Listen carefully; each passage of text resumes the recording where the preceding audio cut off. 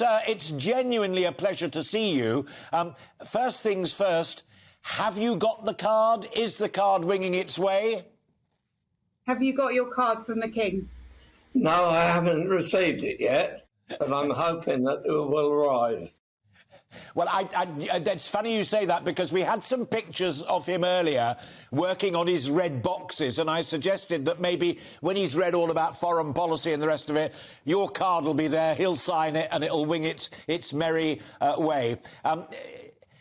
Few who lived through what you lived through and survived choose to talk about it. Do you keep those thoughts to yourself, or do you discuss what you did, particularly to win the Distinguished Flying Cross? So very few people talk about their experiences in the Second World War. Do you talk about what you did in the Second World War? And do you talk about how you won the DFC, Distinguished Flying Cross? No, I didn't talk about the war very much. My parents never asked me anything, and I never told them anything. They knew that I was flying on operations, but I didn't give them any other details. I didn't want to worry them too much. But you talk about it now. I can talk about it now. I've been, over the years, I've been to one or two schools, and we've been to museums and garden centres raising funds for the RAF Benevolence Fund. So, yes, I don't mind talking about it now. Thank you, Hannah, for intervening. If you didn't see what we put up at the bottom of the screen, Hannah Burr there is from the RAF Benevolent Fund, and she's helping us cover this item, which we are desperately keen to. What particular event or set of events won you the Distinguished Flying Cross? Because I'm an RAF brat as well, and I know they don't throw DFCs around for nothing. So Alistair is an RAF brat, and he knows that they don't give you a DFC for nothing. So what did you do to win your DFC? DFC was awarded to aircrew who had completed a tour of operations. I flew Halifaxes in RAF 4 group and completed my 30 operations by October the 3rd, 1943, and that was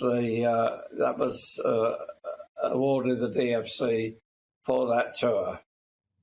Hannah, how many sorties in the Halifax? How many sorties did you do in total? I did 30 operations on Halifaxes, and I went back on Mosquitoes early in 1945, and I did 14 operations with them, and then the war finished.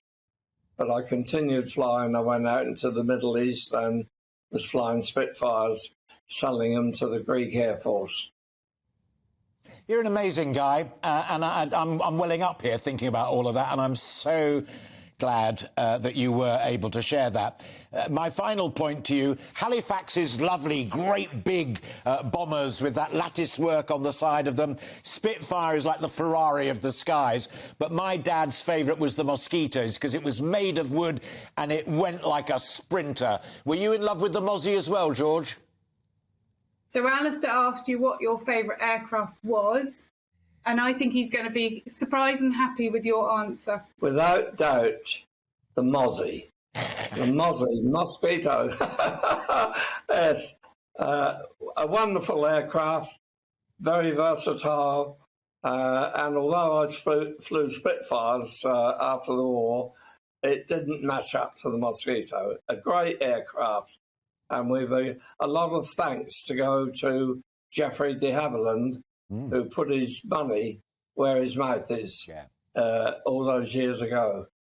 Alistair, you'll be interested to know there's a new film being made about the Mosquito, and they're filming the 5 last remaining veterans that we know of for this Mosquito film. So they filmed Colin Bell, DFC, they filmed George Dunn, DFC, and they've got 3 others that they're filming at the moment for this new film about the Mosquito. However, they are looking for more veterans. So if anybody knows any more mosquito veterans out there, please do come forward. I think I know a bit about that because I think that's Steve Milne and his gang who did Spitfire so well. But message received. Hannah, huge personal thanks to you for being there.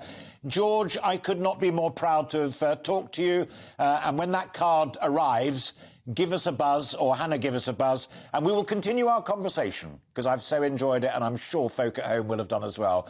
George Dunn, DFC, former RAF pilot and centenarian. What a man.